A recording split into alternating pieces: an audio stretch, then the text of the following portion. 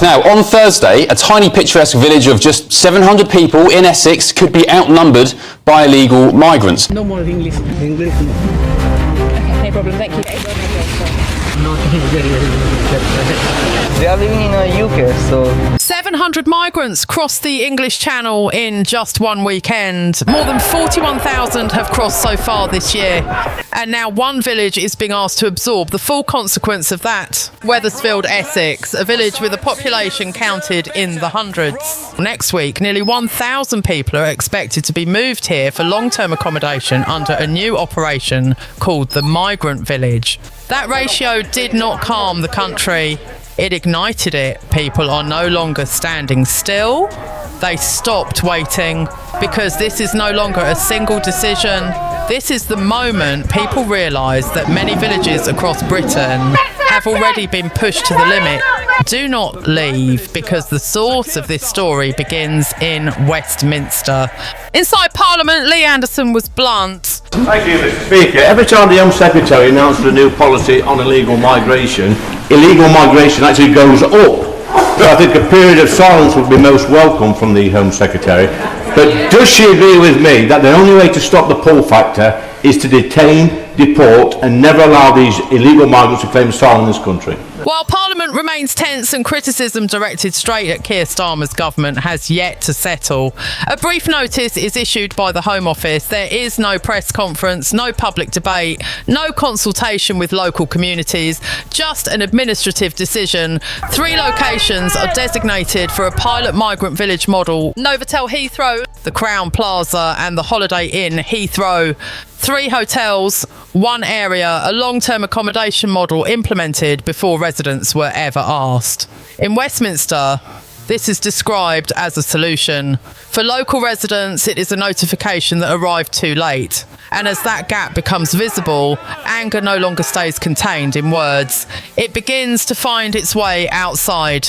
At 11:02 a.m, outside the Crown Plaza in West Drayton, the area is still operating normally. Traffic moves past the hotel entrance. There are no warnings and no police cordons. At 11:14 a.m, a small group begins to gather outside the hotel. There are no banners, no megaphones and no organisers. At 11:27 a.m, police arrive to establish a visible presence. No dispersal order is given and no instruction to leave. Metal barriers are erected near the hotel entrance. The atmosphere changes immediately at 11:53 a.m. The crowd grows rapidly. Chants begin short, sharp and uncoordinated. Police reinforcements arrive. Helmets and shields are deployed as a precaution. Pushing is reported near the barrier line. No serious injuries are confirmed. At 12:31 p.m, movement begins. The crowd starts to drift away from the original site.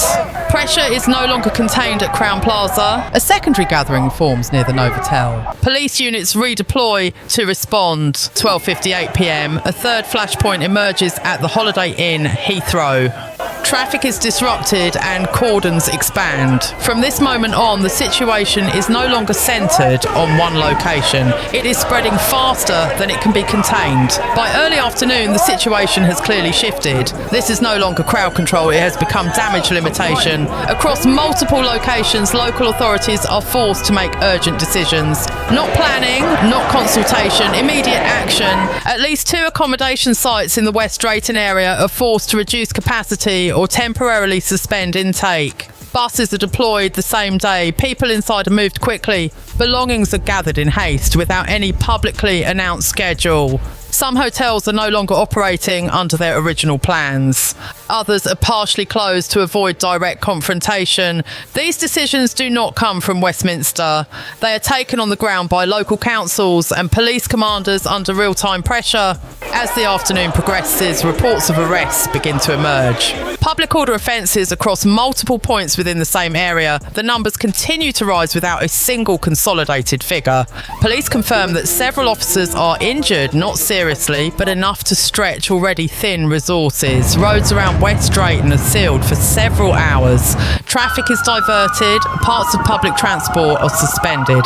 Many local businesses close early as a precaution. Meanwhile, at the centre of power, there is no unified national directive, no timeline, no clear statement on escalation or de-escalation, no acknowledgement that conditions on the ground have fundamentally changed. Instead, the events continue to be described as isolated isolated incidents. Outside, the reality is entirely different. Accommodation sites have been adjusted. Police resources are repeatedly redeployed. Local authorities can no longer maintain the status quo. They are forced to abandon it. At that moment, power is no longer shaping events. It is reacting to them. The system has not collapsed, but it has stopped leading. The anger did not begin on the streets. It began with a model, the Migrant Village, not because of the name, but because of how it was imposed. A large-scale, concentrated accommodation model introduced into local communities before residents are ever asked. There is no public consultation, no open dialogue, and no clear end date. To Westminster, it is an administrative solution. To local residents, it is a structural change forced directly into their daily lives. Schools do not move. Infrastructure is not expanded in time. Public services are not scaled up accordingly, but population density changes overnight with a single decision. At that point, the issue is no longer immigration, it is participation. People are not opposing migrants, they are opposing being excluded from decisions shaping the places they live.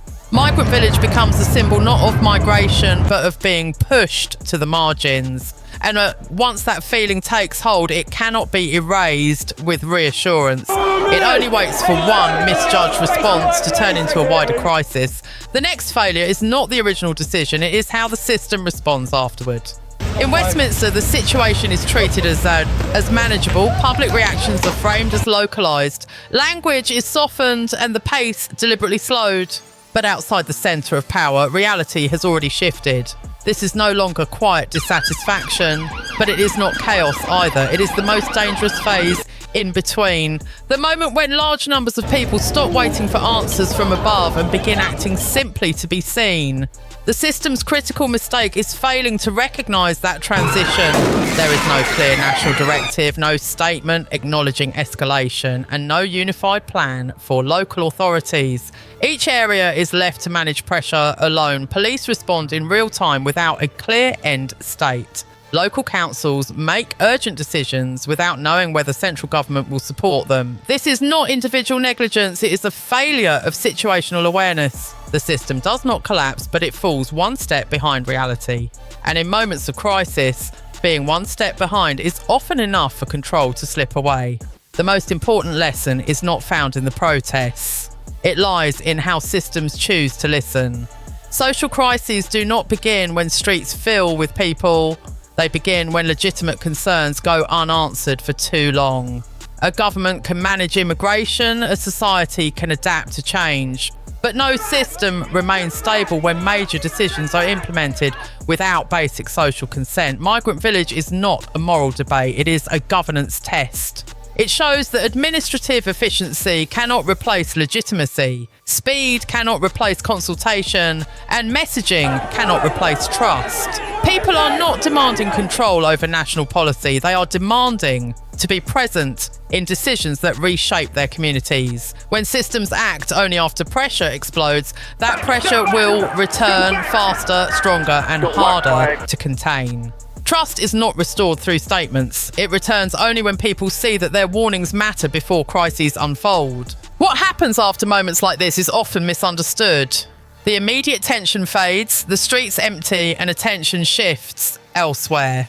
But the structural damage remains. Trust does not reset when crowds disperse. It erodes quietly, decision by decision. Communities become more defensive. Authorities become more insulated. Every future policy is then received through suspicion rather than confidence. This is how governance becomes brittle over time, not through one explosive event, but through repeated signals that outcomes are decided before people are consulted. When that pattern sets in, stability becomes harder to maintain, not because citizens reject the system, but because they no longer believe the system includes them. If you want to continue following clear, measured analysis without incitement, subscribe to the channel and stay with us.